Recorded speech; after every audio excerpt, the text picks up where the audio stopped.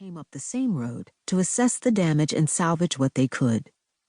They packed the crispy, crumbling ruins into fresh, clean boxes and sighed over what had been lost. Somehow, nobody noticed the jagged ruin of a 2-liter propane tank that had exploded in the flames in the farthest, dimmest corner of the cellar, or the narrow tunnel dug into the earthen foundation behind it, or the ancient iron strongbox inside, its lid thrown open and torn askew in the blast. Nobody squatted beside it or shone a flashlight inside. Nobody spotted the crude clay figure of a man blackened by smoke and broken cleanly in two. So nobody saw the dark man coming. 1. Jacob had finished his first pint and started on his second by the time his ex-wife arrived. Seated in a corner booth, he watched with pleasure as she made her entrance, a crisp, exasperated Englishwoman in an ivory-colored raincoat. There was a bit of comic bother with her umbrella, a terse exchange with the barman, then she saw him. "Gloria in excelsis," he said, rising to kiss her cheek. "Here at last." "Are you aware how many pubs in Dublin are called Kavanagh's?" she answered, waving her smartphone at him. Luckily, the driver knew the one near Cemetery. She was perfectly made up. No one would have suspected the two of them were the same age, both closing in on 50. His face, always thin, had taken on hollows under the cheekbones and deep crinkles around the eyes, shadowed even more deeply now that he'd given up sleeping. But Gloria's skin, from a distance at least, looked as fresh and dewy as a girl's. She returned his kiss in kind. "I knew that must be the one. I could have come to London," he said, pulling out her chair. "Not really. You're the famous man of letters, after all." She sat down. "I'm merely an accountant." "You've never been merely anything." He sat back down and signaled to their waitress. "You look stunning, by the way." "After the ferry in the rain, I hardly think so." She caught him smiling and smiled back. "Stop teasing me." "You know I wasn't." The waitress had come over.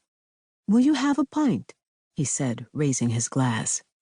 "Dear God, no." She looked the girl over with suspicion. "I don't suppose there's any chance of a decent glass of wine." "Every chance, and better than decent," he promised. He ordered her a respectable Sauvignon Blanc, and the serving girl went away with a smile. She slipped out of her coat and settled back in her chair. "All right then, tell me, what's this about? Maggie's concerned, you know." "What?" he asked, surprised over a sip of his stout. "Maggie is." Maggie was their daughter, a student at Oxford. "She tells me you haven't been sleeping." She crossed her arms, but her eyes remained kind. "What's wrong?" "Nothing is wrong." He and his daughter exchanged emails almost every day, but he didn't remember mentioning the nightmares. "I didn't ask to see you to talk about that." "What then?"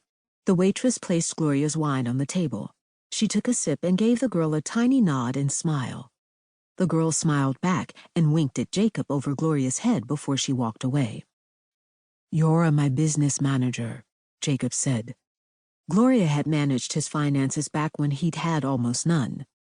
It had seemed only logical to ask her to continue when he had millions, divorce or not. "I'm about to spend a lot of money in America, and I didn't want you to be alarmed." "What are you buying?" She took another sip. "An American?" "Nothing like that." He knew she lived in dread of his remarrying, though he couldn't imagine why. She herself had remarried twice since their divorce, and was now very happy, according to Maggie. "I'm going to buy a house." He took a deep swallow of his drink, the strange thrill that came over him every time he said it out loud coming over him again. "And some land. A plantation, actually, in South Carolina." "A plantation?" He had managed to surprise her. "Jacob, you can't be serious." "I am," he smiled, enjoying her shock. "Why on earth?" "I'm not sure." He had been weighing how much or how little to tell her since he'd made up his mind to do it. "I dreamed about it," he said, deciding to give her the full, unvarnished truth. "Oh, for God's sake." "Just listen." He stared.